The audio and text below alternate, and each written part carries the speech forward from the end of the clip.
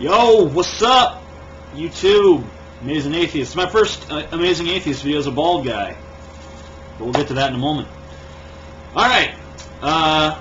Do you find it strange that terrorists are viewed as demons and the most despicable persons in the world, while U.S. troops are viewed as heroes?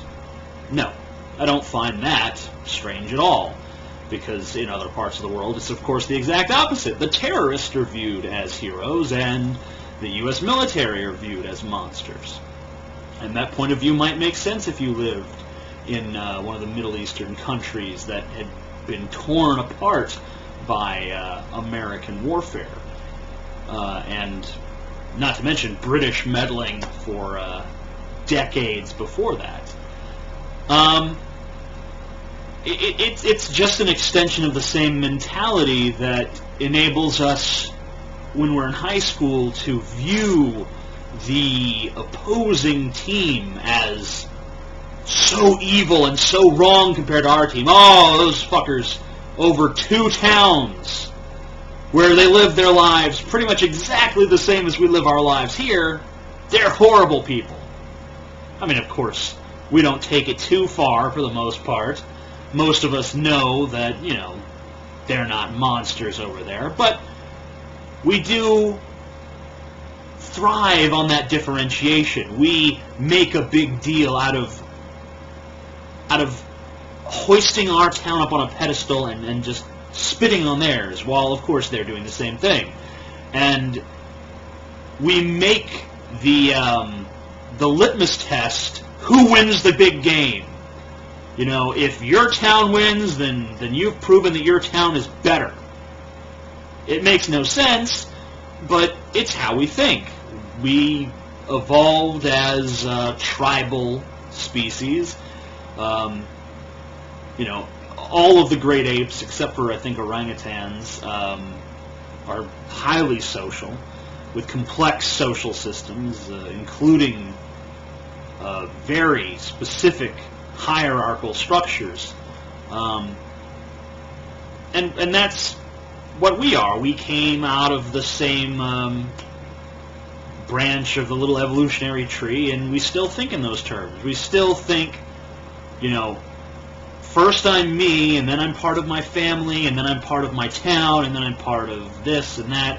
And even if you are someone like me who's very into the internet, you start to identify yourself with the websites you frequent. Like, I'm a Redditor, goddammit. Or I'm a YouTuber. I fucking blog on the YouTubes. Fuck you! You know, and then, you know, everyone has their sites that they take pride in, and everyone else's sites are shit. They're fucking garbage. Oh, fuck that guy's sites. His sites are shit. You know, so we always bring that silly tribal mentality to everything. So it's of course we're going to bring it into war. That's where it's the most prominent. That's the best possible example of it. But we do it in every aspect of our lives. How do you deal with infinity and nothing? Well, thank God that I don't have to deal with infinity and nothing on a daily basis, right? It's not part of my job description. There's nothing about the contract I signed with Google that says I have to deal with infinity and nothing. So I don't usually sit there dealing with infinity and nothing. But when I do start to think about it, when I do start contemplating infinity and nothing, it makes no fucking sense to me. It doesn't, of course, because, okay, you're here, you're standing here, you're in position A. We'll call this A. This fist is A. And if you fuck with me, it's going in your A. You get it. Okay, and you draw a line. There's a big black object behind me, and we'll say that line, is going on forever. Let's just say it continues on. Okay? It continues to infinity. So, if we have something that starts here and it goes to infinity, that means that if you ever stand on this line and face towards the infinite, then you're looking, it goes for an infinite distance. But no matter where you stand on that line and face back towards the starting point A, you're going to have a finite distance. It could be an incredibly vast distance, but still finite. So that means that something that's infinite has a beginning somehow. How does that make sense? It doesn't.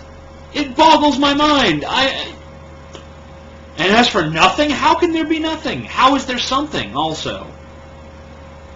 These things are just beyond the gray matter in here. I have no answers, and I'm sure that no one else does either. I'm sure there are people that have answers that are significantly more compelling than mine. Whoa, it's fucking crazy! But still, no one really knows. Not really.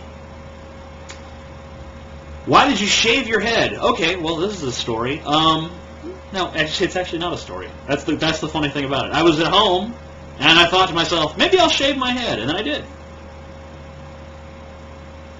That's it. There's really not much more to it. It was a total whim. Just like, fuck it. That's all there was to it. I swear. You don't seem to associate or acknowledge any other atheist YouTubers. Why? I only ask because the atheist community never talks about you, and it makes me wonder why. Maybe I am just ignorant, but the question has plagued me long enough. Plagued you? Up at nights, this question has kept you. Talking like Yoda I am for no reason. I don't know why the question would plague you. Like, oh God, why don't they fucking mention the amazing atheist? It bothers me so. I can't see that. But here's maybe a rudimentary explanation. I was a YouTube atheist community participant when I first joined. I was very much into the community. I was very interactive. And I got bigger. And I started making videos of other people, and all of a sudden, I wasn't just arguing, I was picking on them. I was picking on them. How was I picking on them? I was picking on them just because I tore their argument apart? I was picking on them just because I had a disagreement? A different assessment? Well, it's because I had 500 subscribers, and they only had like 50. I was picking on them. Oh, that poor guy with 50 subs. So I couldn't talk to that person anymore, and I had to start talking to people that only had about the same number of subs as I did, or someone who had more. And then I got 1,000. Well, who has 1,000? No one has 1,000 subscribers. Now I have 200,000. More than 200,000. I don't get that many views a video. I get like 60 to 80 on average. But, still, who has that? Who else in the atheist community? I mean, I could make a video to Pat Condell, and I've done that. I could make a video to, like, Ray William Johnson if I wanted to. But he's not in the atheist community. There's really just not much you can do in terms of community participation when you have this many subscribers. So I'm kind of outside the community. It's not my will. I didn't say, I secede from this community. No. It just happened. It was something that emerged from me becoming more popular than any of them. And, the reason they don't mention me is because I don't really talk that much about atheism anymore. I mean, I mention it from time to time. I am the amazing atheist, after all. It's right there in my name. It's advertised. It's naturally going to arise in conversation, but it's not really my main shtick at this point. So it makes sense they wouldn't mention me. And another thing is, I think there's always going to be a certain degree of contempt for someone who puts entertainment before information in that community. Because even though I am, like most of them, like an anal retentive type A personality with, INTP and everyone thinks I have Asperger's syndrome and shit. Even though I have that personality, for some reason I don't place the same value on raw data that they do. I think it's much more important to actually be persuasive. And failing that, to actually be fascinating to listen to. Fascinating to watch. If you're not those things, then Who's going to watch you? Who is going to sit there and let their most cherished opinions and beliefs that they were raised with be challenged by someone who's boring? But I get a lot of shit for that from the atheist community, for some reason. Have you ever been caught fapping? Caught fapping once when I was fat? Yeah. No. Strangely enough, I have not. Not that I haven't given people ample opportunities. You know what? I think maybe a few times someone has walked in and I just didn't notice them and they just walked back out. Because I used to jerk off all the time in this room that had a computer in it, and I'd watch porn, but and there was no lock on the door, so anyone could have walked in at any time. But they never caught me, strangely. Another thing is that I've jerked off while I'm driving across the country. I've been in my car doing this. Because if you're on a long road trip and you need to relieve some tension, one hand on the wheel, one hand on the shaft, So that's kind of unusual. I've never been caught. I haven't really been that careful. Now, my brother's been caught. I caught my brother jerking off. I caught him jerking off to Starship Troopers. Now, he claims, ladies and gentlemen, that he wasn't actually jerking off to Starship Troopers. He was jerking off and Starship Troopers happened to be on. But we all see through that fucking shoddy lie, I think. Do you like big butts? Yes, like Sir Mix-a-Lot, I do like big butts. Unlike Sir Mix-a-Lot, I could lie about it, but I see no reason to. I like big butts. I do. I think they're gorgeous. I like them so big and round and plump and juicy and fat. And I don't really have an interesting answer for this. I just wanted to talk about that. They're so beautiful. I love them. If you're a girl with a gigantic ass, do not be ashamed. Love your ass. Rub your ass with oil every morning when you wake up and send me video. It's beautiful, and if you're ashamed of it, then there's something wrong with you. If your boyfriend doesn't like it, dump him and find someone like me, because I'm better than him anyway.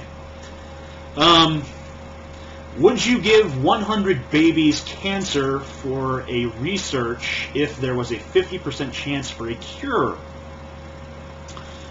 Let me see if I can figure this out. Okay, if I give the 100 babies cancer, and there's a 50% chance of a cure, does that mean that if I find the cure, those babies are cured, or do they have to die in order for me to find the cure to cancer? Because if we were just looking at this totally pragmatically, and we were just being totally utilitarian with it, then of course you have to sacrifice the babies to save millions of lives. But it's not quite that simple the way our morality actually works, because we're violating that individual's right to existence. And it's not like an abortion where this is basically a parasite that is, siphoning off the resources of the mother. This is an autonomous being. I mean, it does need care, but it is in the world. It exists. It's here. It is capable of sustaining its own existence if it gets the right care and nurture and all that stuff. And presumably, without this experiment being performed on it, it will get all that. So, it's kind of difficult. You could say maybe we'll use babies that, are from low-income areas and wouldn't have much of a future to begin with. But, how can we determine that? How can we honestly say, oh, it wouldn't have a future anyway? I'm presuming that this would be a situation where parents would have to volunteer their children for this.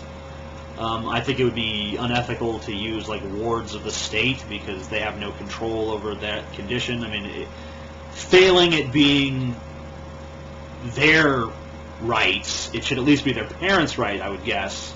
Do you want to sign this baby over for medical testing? in an attempt to cure cancer. I don't know many parents that would want to do that. I guess maybe with financial compensation, $10,000 if you let us kill your baby for science. It's really thorny. I mean, the fact that you can just save millions of people is obviously pretty impressive, but I don't know. I really couldn't give you an answer. If your critique of in your critique of reincarnation, you base it on the prerequisite of a soul. If there was such a thing as a soul, wouldn't it make sense that it would be recycled like everything else in nature, at least its components? Well, in nature, a lot of things are reconstituted. Almost, everything. Matter, energy, it all is recycled. Now, there is, entropy to take into account and all that, but we'll ignore that for now, because I'm not smart enough to address any of that. But, assuming there is a soul, which there's no reason to assume, in the age of modern cognitive neuroscience, there is no reason to assume there's a soul. We're all here. We're here, and here, and here, and here, and here, and this is us. You feel anger, you feel it in your chest. It's because your brain is saying, we are pissed. Start beating faster. That's you. What is a soul? You take a person's skull off and you start poking on their brain. Things start happening to their personality, to their thoughts, to their feelings. Because that's where it is, folks. It's not some weird nebulous ghost that just kind of hangs out somewhere around this region and pulls the strings. I'm going to go to the store. No. That's not the case.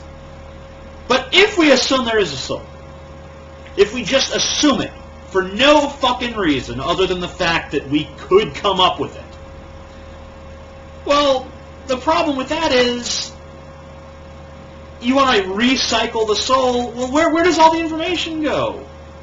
If you don't retain your memory, if you don't retain your thought, if you don't retain your feelings, if you don't retain some essential spark of self, then it's not really reincarnation any more than you're a reincarnation of Hitler because some atom or molecule that was in his ass is now part of your fucking eyeball.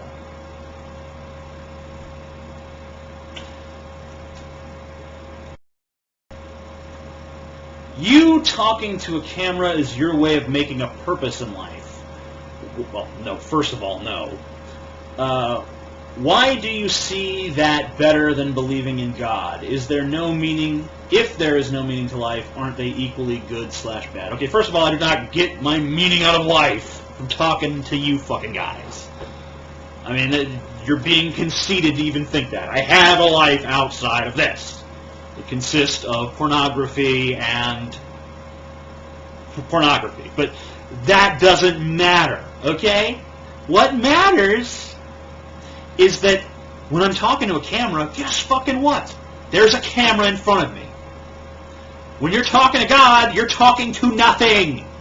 And when people talk to God, they expect God to change reality, to make it more amenable to them and their problems. When I'm talking to a camera, I don't expect it to do anything other than chronicle what I'm saying. I talk to a camera, I expect it to record me, and it does. I have faith that it's going to do what it's going to do. But it's not blind faith. It's faith based on experience. I know the camera is going to work because it's worked 600 fucking times before. And if it doesn't work, I get a new fucking camera. And it does. You talk to God, He doesn't do anything. God answers your prayers at the same rate as He answers your wishes. At the same rate as He answers you just sitting there kind of hoping that something's going to go a certain way. He doesn't care if it's formalized as a prayer because He's not there. I sit around, I want good shit to happen to me. I sit around like, I hope things turn out like that. You know what? Sometimes they do. Sometimes they don't, but sometimes they do. And when they do, is that God doing me a favor even though I'm an atheist? No. It's just the way things are. You know, it was a possible outcome, and it happened to be the one that actually occurred. That's it. That's all. Nothing fucking magical about it, folks. From most of your videos, I get the impression you're a devout liberal. Not that I have a problem with this. However, I'm curious if you value any of the conservative principles. You know, when conservatives talk about personal liberty, the rights of the individual, they got my ear. I believe in those things. I, too, want to be free. When they say, I believe in ending this war on drugs, like Ron Paul says, I'm there with him. I'm like, yes, in the fucking war on drugs. Fuck the war on drugs. Decriminalize all drugs. In fact, outright legalize all drugs. I believe in that. Not because I want to do all those drugs, because I don't. There's a few drugs that are illegal that I might want to try. I'm not like clamoring to use heroin. I'm not like, hey, I hope they legalize crack tomorrow so I can give that a shot. No. The reason I want drugs legalized is because I want to know that I have the freedom to do that. I want to know that if someone wants to do crack, they can do it. It's their right. It's their choice. It's their body. To say that they can't do that with their body is to say that they don't own themselves. They're owned by something else. They're owned by society or the government. I don't buy that. I don't think that we're the property of someone else. I think we're the property of ourselves. The reason I'm a liberal and not a conservative, though, is because just because the government doesn't own us doesn't mean I don't think it owes us anything. We are the people. The only reason we have a government is to service us. The only valid purpose a government has is to make the lives of its citizens better than they could make their lives on their own. If we didn't need to gather in groups and have leadership, then we'd just all be frontiersmen out there on the fucking prairie hunting fucking wildebeest for fucking dinner every night. There's no... Who the fuck wants to do that? It's better to go to the supermarket and buy fucking eggs or whatever. Damn this fucking light. Stop being so shiny. It's better to go to the fucking supermarket. Buy those fucking eggs. Buy that milk. Thank you, giant corporation, and thank you, government, that made these giant corporations possible. That's not something you hear a liberal say too much. I don't have absolute faith in the system. I don't even have that much faith in the system. But I have faith that any system is probably a lot better than every man for himself. And that's why I'm a liberal and not a conservative.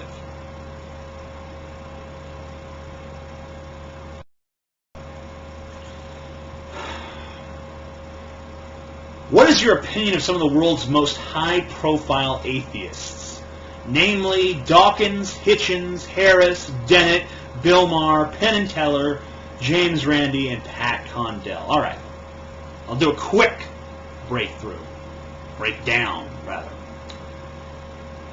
Dawkins. Love Dawkins. Love him. Unabashedly love the motherfucker, all right? I've said some bad things in the past, but it was all because of peer pressure. Motherfuckers told me, Dawkins is getting kind of lame. But I love the motherfucker. I don't care what you say. I think he's fucking awesome. Hitchens. Love Hitchens. As much as Dawkins. Just adore the fuck out of Hitchens. He'll say anything. He'll take any stance. He doesn't give a fuck what you think. And even if he does give a fuck what you think, he'll tear it apart in 10 seconds.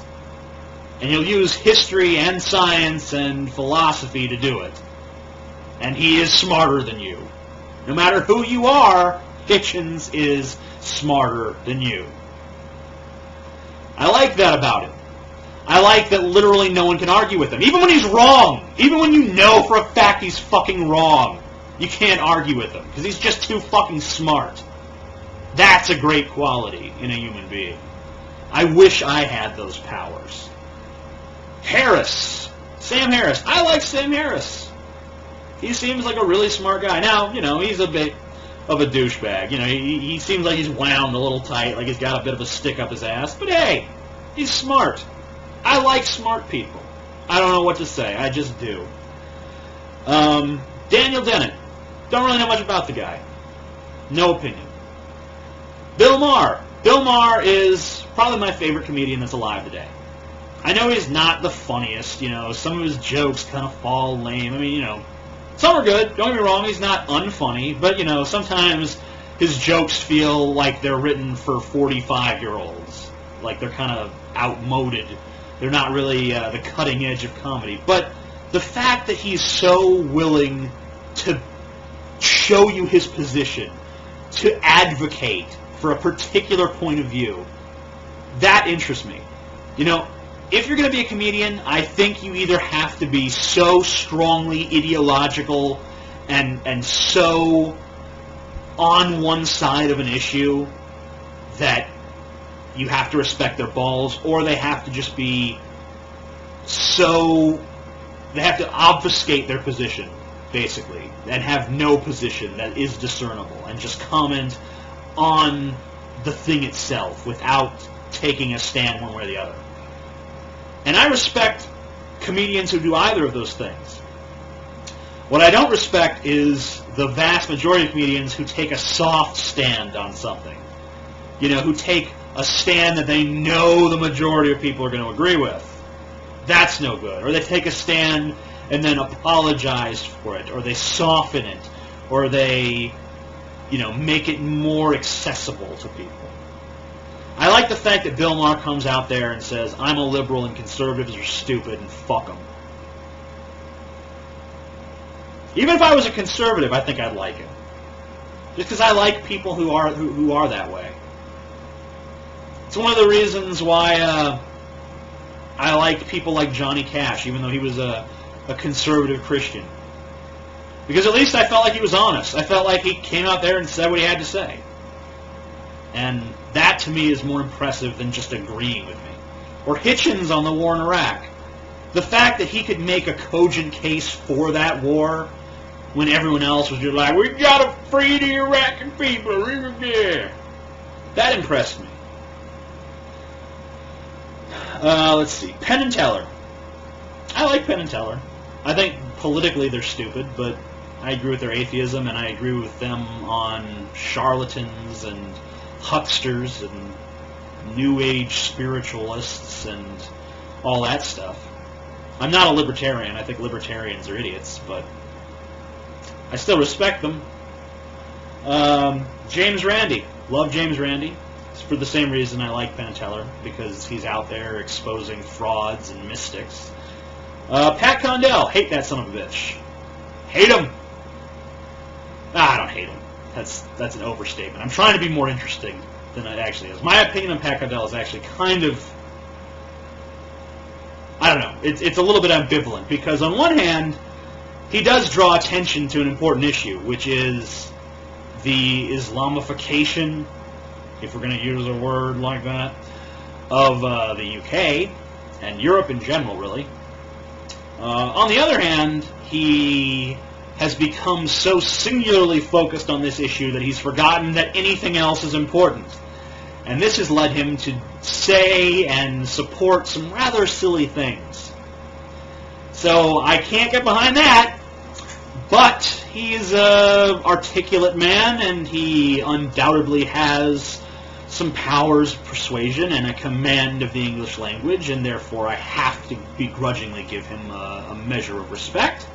And I do. I respect him, but I don't like him.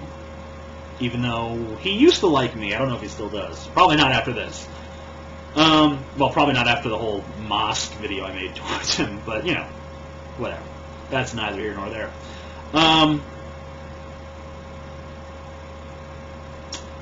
What was the most recent event in your life that made you almost believe in God? Even Lewis Black admits to a few moments in his life where he almost believed in Jesus. I'm sure you must have at least one. No, I don't. I wish I could tell you I did. I wish I could tell you there was some crossroad, where I thought to myself, maybe there is something behind this whole Jesus thing. Maybe there is a God. Maybe Christianity is true. I wish that I could come up with something, like I was almost in a car crash and I saw Jesus and I thought maybe Jesus is real. Or, when my dad was dying, I looked at his respirator, breathing for him, and I turned to the Lord and I said, Lord, please. And I actually did kind of do that. I did say to God at that moment, if there is a God, give me a miracle. I knew there wasn't. And I knew that even if he did miraculously recover, I still probably wouldn't have believed it was God. But, you're in that kind of situation, maybe you think for a second, what does it hurt? And it doesn't really hurt anything. It was a situation where I was totally powerless. So I guess that's probably the closest. Maybe at that particular moment when I gave God a small trial run, like, save my dad, maybe I'll believe in you. But he didn't. Do you like the movie 12 Monkeys? I love that movie because it's all about futility. Futility is one of my favorite themes in art and life, really. I like the idea that no matter what you do, there are things you can't change. I like the fact that you're all going to die. Every last one of you. If you're watching this, you're going to die. Everything that you think and feel, it's all going to vanish away. It's going to be nothing. And then, after a generation or two, you won't even be a fucking memory anymore. No one will remember you. You will be forgotten, like billions of other people have been forgotten. Everything about you will cease to be. And that's going to happen to all of us. Me, Cody, when they're sleeping like a faggot, you, and you, and you, and you, and you, and all you girls out there that think you're so hot with your big tits and your nice asses, and you are hot, I'm sure. That's all going to wither away, and then you're going to die.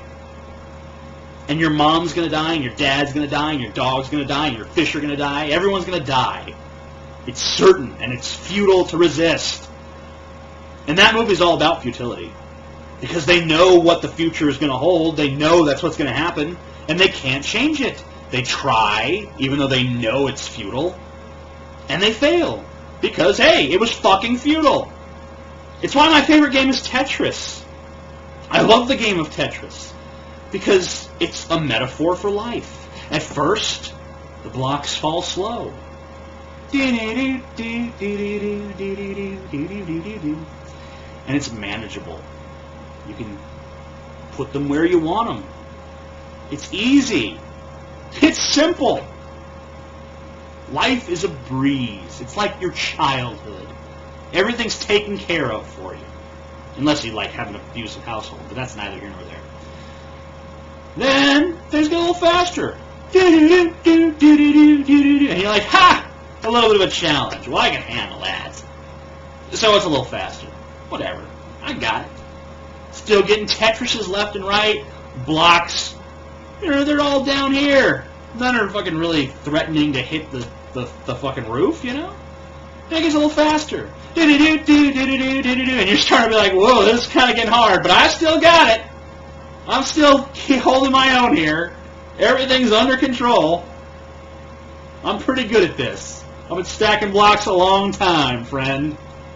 And before you know it, you can't fucking control it anymore. The blocks are piling up. There's friggin' holes everywhere.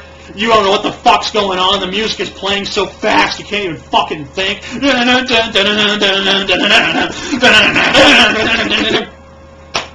before you know it, BAM! You're fucking dead. And you can't win. You can't win Tetris.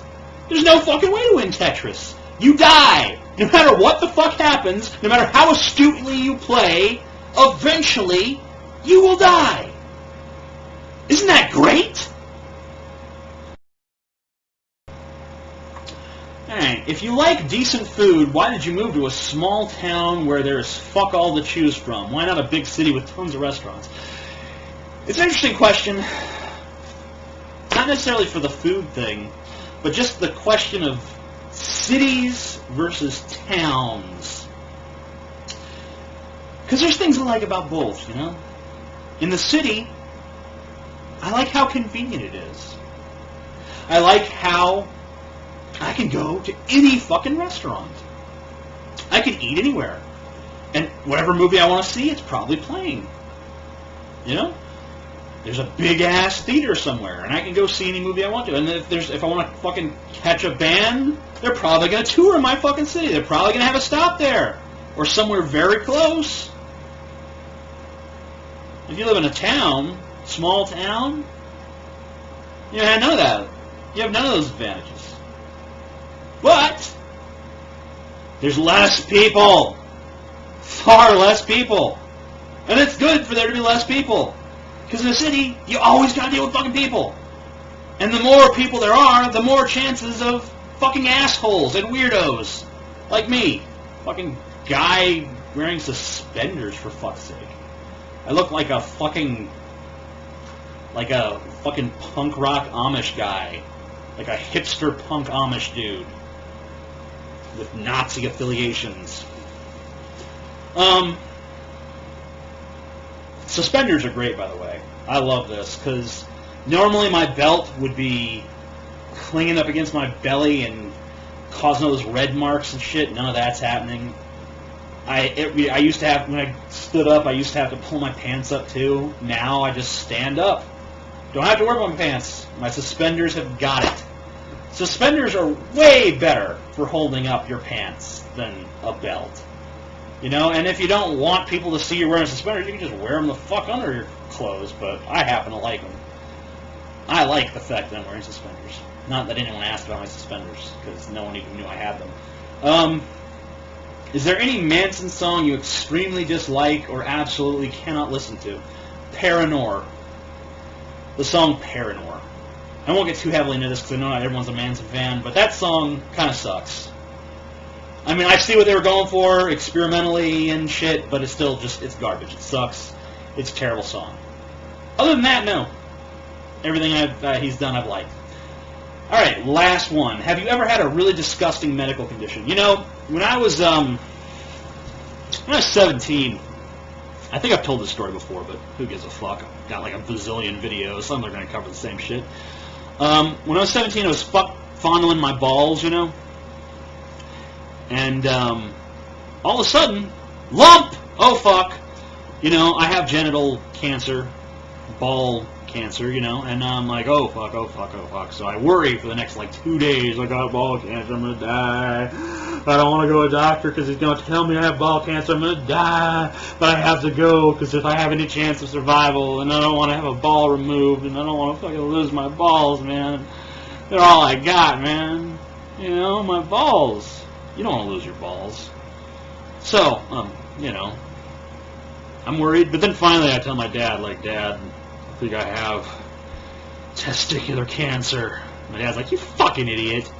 You have no damn testicular cancer. You know, leave the fucking diagnosis to a doctor, you fucking little moron. Jesus Christ, don't fucking walk around like, I think I got cancer. It's fucking stupid. Go to a fucking doctor. Let him determine what you have. I'm like, okay, you're right. I was being silly there. But worry does strange things. And so I go to the doctor, and he feels over my balls. You know, that's always fun. You know, you take down your pants, and you know he's sitting there like, this guy's got the smallest dick I've ever seen. Ah! Like, oh man. And you know, he's grabbing my balls, squeezing them, fondling them, playing with them. He didn't have that face, thankfully. And finally he finds something, and he says, oh, well, you know, that's just some long, overly technical medical term. And, you know, I'm like, is it fucking harmful? And he's like, not really. And I'm like, all right, well, look it.